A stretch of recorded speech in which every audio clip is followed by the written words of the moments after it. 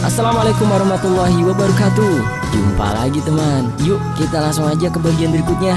Tapi biasa, sebelum kita masuk ke bagian berikutnya, kita berdoa dulu ya. Bismillahirrahmanirrahim. Allahumma sholli ala sayyidina Muhammad sallallahu alaihi wasallam. Oke teman-teman, kita masuk ke ceritanya.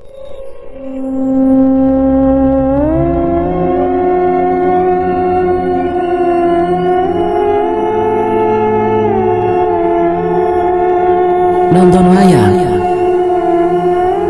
Kabar tentang akan adanya pertunjukan wayang kulit di desa Kedungsono sudah menyebar ke seantero kampung, termasuk di desaku. Padahal acaranya baru akan digelar bulan depan. Di desa terpencil seperti di desaku ini, untuk mendapatkan hiburan memang bukan hal yang mudah. Jangankan televisi, radio saja masih jarang yang memiliki. Jadi bukan hal yang aneh jika ada kabar akan ada pertunjukan wayang langsung menyebar dengan cepat. Aku dan teman-teman juga tak mau ketinggalan. Meski masih sebulan lagi, tapi kami mulai menyiapkan bekal untuk nonton wayang. Mengumpulkan uang jajan sedikit demi sedikit, juga mengumpulkan buah godril, buah pohon terembesi, untuk nantinya dikeringkan dan digoreng dan dijadikan bekal nonton. Sampai akhirnya hari yang ditunggu-tunggu pun tiba. Selesai sholat isya, aku dan kelima temanku sudah berkumpul di pos kamling. Sempat terjadi perdebatan waktu itu. Soal apa lagi kalau bukan soal jalan yang akan dilalui.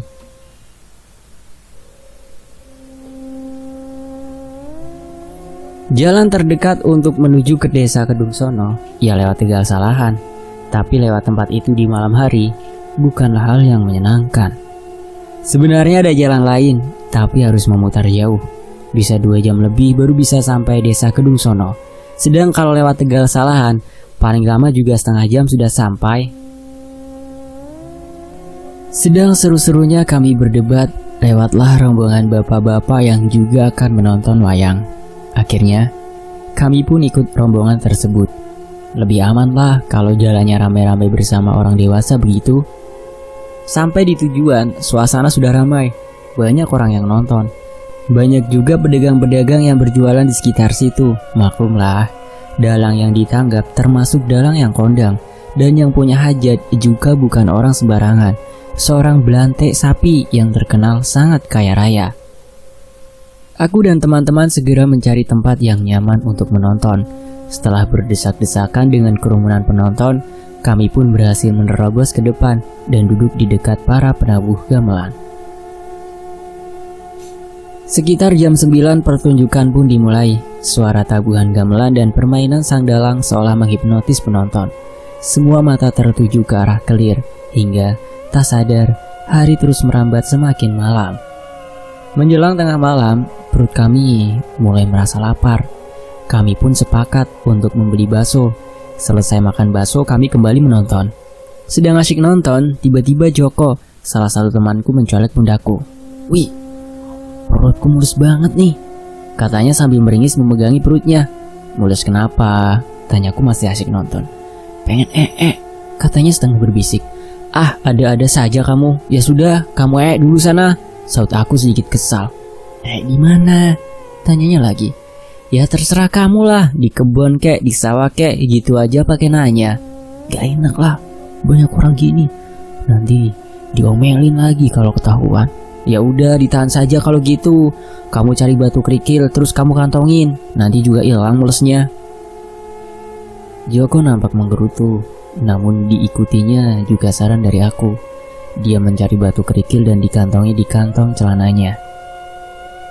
10 menit kemudian, "Wih, masih mules nih, udah gak tahan." Joko kembali mencolekku. "Kita pulang saja yuk." Awalnya aku kesel dengan tingkah si Joko ini, tapi melihat dia meringis-ringis sambil memegangi perut begitu, aku gak tega juga. Akhirnya kita memutuskan untuk pulang. Gagal sudah rencana nonton wayang sampai pagi. Joko yang sepertinya memang sudah benar-benar tidak tahan berjalan dengan sangat cepat mendahului kami. Dan saat sampai di jalan Salahan, "Duh, kemana Joko tadi?" tanya Parjo, salah satu temanku. Joko!" Aku pun memanggil dengan setengah berteriak. Terdengar suara dari kali sebelah Bu. "Jok, kamu di mana?" tanya Narto. "Hei, aku di sini, iya," terdengar sahutan dari arah samping Bu. "Bocah edan, kamu di situ?" Belum selesai Parjo ngomong udah dipotong suara dari arah Joko berjongkok di kali, disusul aroma bau tak sedap. "Caedan, iso-iso ngising neng kono," gerutu Sardi sambil menutup hidungnya. "Rasa cerewet su, aku mencret ki," Joko menyahut, juga dengan sedikit kesal. Untung gak sampai keluar di celana. Akhirnya kami pun duduk di tanggul pinggir jalan, agak jauh dari tempat Joko jongkok, menunggu anak itu menyelesaikan hajatnya. 5 menit kemudian nampak Joko naik dari sungai sambil membetulkan celananya. "Aduh, udah lega sekarang," ujarnya menghampiri kami. "Iya, kamu lega, kita yang mabok," sahut Parjo sewot. "Woi, habis makan bangkai kamu ya? Bau banget," Sardi ikut menimpali. "Shh, jangan ngomong sembarangan di sini." Aku mencoba melerai. "Kita langsung pulang yuk, gak enak lama-lama di sini." Akhirnya kami pun melangkah pulang. Namun beberapa langkah terdengar suara memanggil-manggil dari belakang kami. Kami pun berhenti dan menoleh. Beberapa meter di belakang kami nampak seseorang berjalan tertatih-tatih sambil menggendong tenggok. Bakul besar terbuat dari bambu. Kami saling pandang. Ada sedikit rasa takut di hati kami, mengingat saat itu kami masih berada di area Tegal Salahan. Namun setelah sosok itu semakin mendekat, rasa takut kami berubah menjadi rasa kasihan. Iya, kami mengenali sosok nenek-nenek itu, Mbah Lasmi, pedagang gorengan yang biasa berjualan di pasar kecamatan. Pasti beliau habis berjualan di tempat pagelaran wayang tadi. "Habis jualannya ya, Mbah?"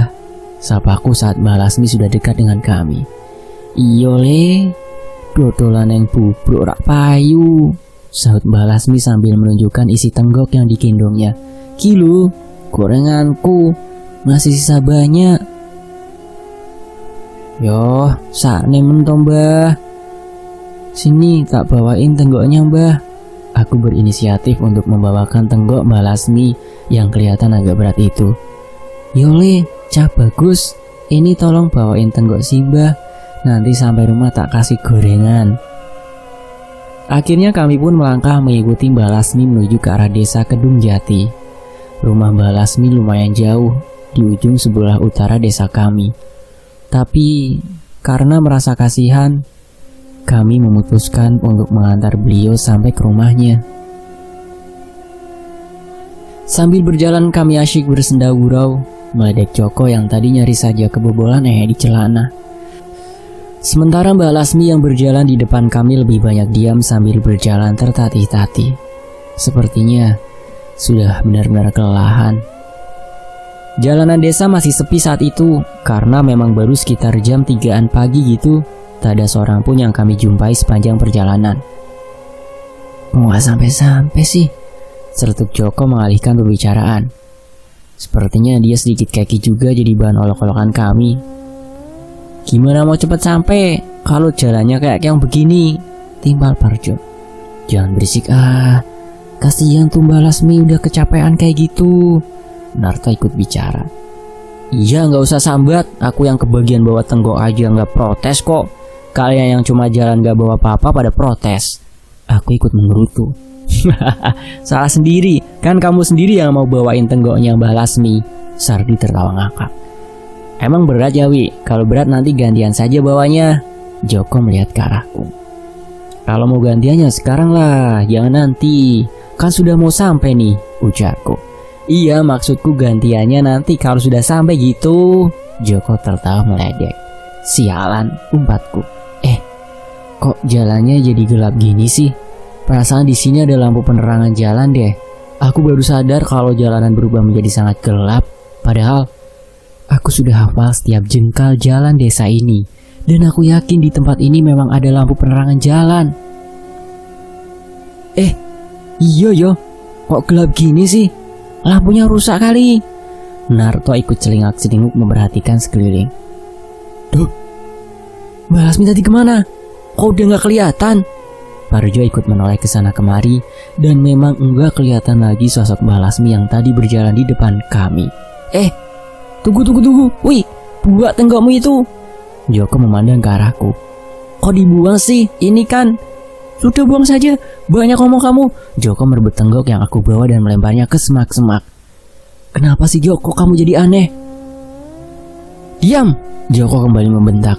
Sekarang kalian duduk, semua duduk, jangan protes. Meski merasa aneh dengan sikap Joko, namun kami tetap mengikuti perintahnya.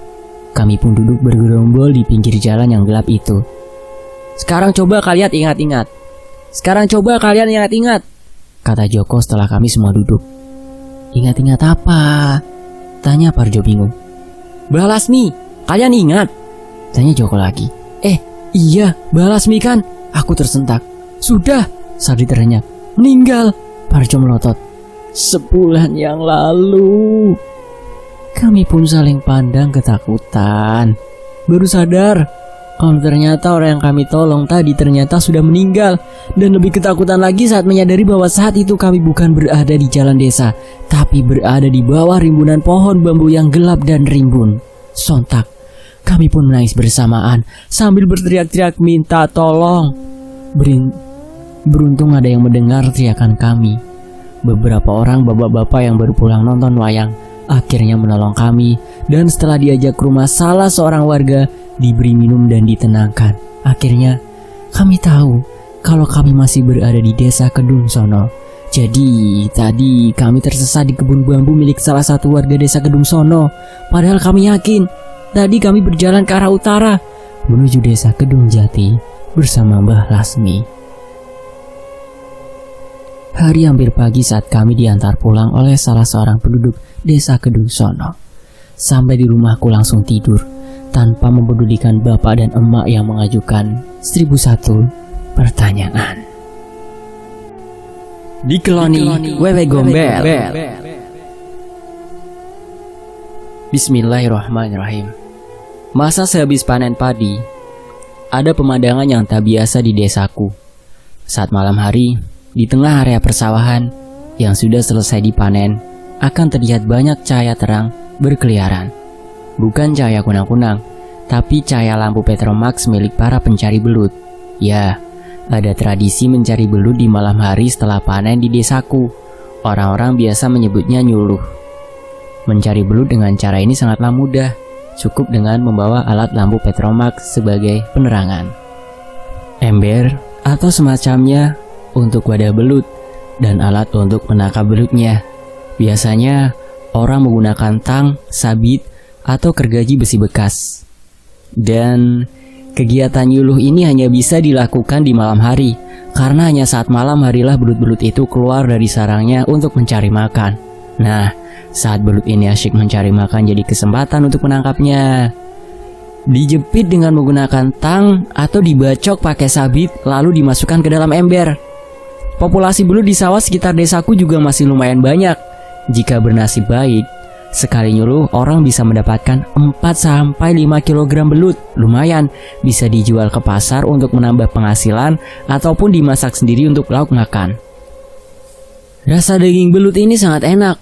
Aku suka banget makan belut. Jadi, tak heran kalau aku juga hobi nyuluh saat sedang musimnya. Nah, bicara soal nyuluh, dulu pernah ada kejadian aneh yang berhubungan dengan kegiatan nyuluh ini. Kejadian ini dialami oleh Mas Parno, warga desa Ngantian, desa yang bersebelahan dengan desaku. Dan kejadiannya lagi-lagi tak jauh dari area Tegal Salahan. Mas Parno ini emang terkenal paling jago dalam hal nyuluh. Sekali nyuluh, bisa dipastikan embernya bakalan penuh. Dia seolah-olah tahu di mana tempat-tempat yang banyak belutnya, dan dia selalu sendiri kalau pergi nyuluh. Tidak seperti orang lain yang biasanya berombongan 2 atau 3 orang gitu. Seperti malam itu, Mas Parno berangkat nyuluh sendirian. Cuaca yang agak gerimis tak dipedulikannya, malah bagus pikirnya. Saat cuaca gerimis begini, lebih banyak lagi belut yang keluar. Dan tentu saja tidak banyak saingan, karena tidak semua orang juga mau hujan-hujanan hanya demi untuk mendapatkan belut. Namun sepertinya malam itu nasib Mas Parno sedang kurang bagus. Sudah hampir 1 jam ia menyusuri pematang sawah. Namun baru beberapa ekor belut yang masuk ke dalam embernya. Itu juga belutnya kecil-kecil. Mungkin di lokasi ini sudah terlalu sering disuruh orang, jadi belutnya sudah habis. Begitu batin Mas Parno. Ia pun memutuskan untuk berpindah lokasi dari sawah yang ada di dekat desanya, menyeberangi sungai ke sawah yang ada di desaku. Namun di sawah itu pun hasilnya sama aja, hanya beberapa ekor belut kecil yang ia dapat. Namun Mas Parno tidak menyerah, pantang baginya pulang sebelum embernya penuh. Tiba-tiba Mas Parno teringat sawah yang ada di Tegal Salahan. Di situ terkenal paling banyak belutnya, karena emang sawahnya subur dan tak banyak orang yang berani nyuluh di situ. Dengan semangat 45, Mas Parno pun terus melangkah, menyusuri pematang sawah menuju Tegal Salahan. Dan benar saja, belum setengah jam, embernya sudah penuh. Sedang asyik-asyiknya Mas Parno memanen belut, tanpa sengaja matanya tertuju ke arah kali kecil yang ada di dekat ia mencari belut. Mas Parno tercekat di sana. Ia lihat orang sedang mandi di kali. Seorang perempuan. Siapa perempuan yang mandi malam-malam begini di kali? Heran Mas Parno. Tapi kemudian rasa herannya berubah menjadi rasa penasaran. Diletakkannya lampu Petromax di atas pematang sawah, lalu dengan berjingkat ia mendekat ke arah kali. Semakin dekat, semakin besar rasa penasarannya, mengendap-endap di antara semak-semak. Akhirnya, Mas Parno bisa melihat jelas perempuan itu. Wah, rezeki nomplok nih, batin Mas Parno. Perempuan cantik, berambut panjang, dengan kulit putih mulus dan tubuh yang seksi, mandi sendirian di tempat sepi begini. Pikiran kotor segera menguasai Mas Parno. Tak ingat lagi bahwa ia berada di tempat yang terkenal angker. Tak ingat lagi dengan belut-belut di sawah yang siap ditangkap untuk memenuhi embernya. Tak ingat lagi dengan anak dan istrinya yang sedang meringkuk di bawah selimut di rumah. Dan tak ingat dengan Tuhan yang setiap hari ia sembah. Entah bagaimana awalnya, Mas Parno dan perempuan itu telah berpindah ke balik semak-semak. Entah apa yang mereka lakukan, hanya mereka dan Tuhan yang tahu. Gerimis yang sejak tadi melanda reda dengan tiba-tiba. Angin semilir juga seolah berhenti bertiup. Suasana semakin sunyi. Hanya terdengar suara krusak-krusuk di balik semak-semak. Sesekali diiringi suara desisan dan erangan lirih. Sampai akhirnya, "Wasu!" teriakan Mas Parno memecah kesunyian malam. Disusul dengan tubuhnya yang terlempar dari balik semak-semak, tanpa baju, tanpa celana, dan tanpa berpikir lagi langsung melompat dan berlari secepat kilat menuju ke arah desaku. Sementara dari balik semak-semak terdengar suara tertawa mengikik, disusul dengan munculnya sosok nenek-nenek berambut gimbal, wajah seram, dan payudara yang menggelantung sampai hampir menyentuh tanah. Sambil terus berteriak seperti orang kesetanan, Mas Parno terus berlari tanpa mempedulikan kakinya yang telanjang tanpa sendal, tanpa mempedulikan badannya terbuka tanpa baju, bahkan tanpa mempedulikan lambang kelelakian yang bebas terayun-ayun di bawah tanpa selai benang pun yang menutupinya. Sampai akhirnya, pelarian Mas Parno terhenti oleh bapak-bapak yang bertugas ronda malam di desaku. Awalnya sempat dikira orang gila melihat kondisi Mas Parno yang jauh dari kata normal. Namun, saat salah seorang bapak-bapak itu mengarahkan senternya ke wajah Mas Parno, barulah mereka tahu siapa laki-laki itu. Akhirnya setelah diberi minum dan dipinjami selai kain sarung, Mas Parno diantar pulang oleh salah seorang petugas ronda, dan bapak-bapak yang lain hanya bisa geleng-geleng kepala sambil menahan senyum.